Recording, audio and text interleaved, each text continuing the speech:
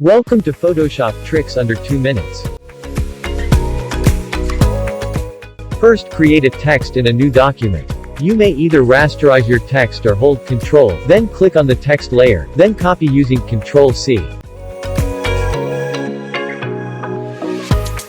Next, go to Filter, then click on the vanishing point. Use the Create Plane tool, and select the right or left face of the building or image. Always make sure that the Create Plane tool is selected to extend the point area. Then click on the middle point of the tool and extend it to cover the other side. Next, adjust the position by clicking and dragging the corner points.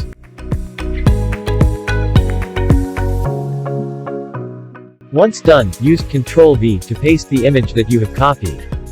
Drag the image onto your path and position your image.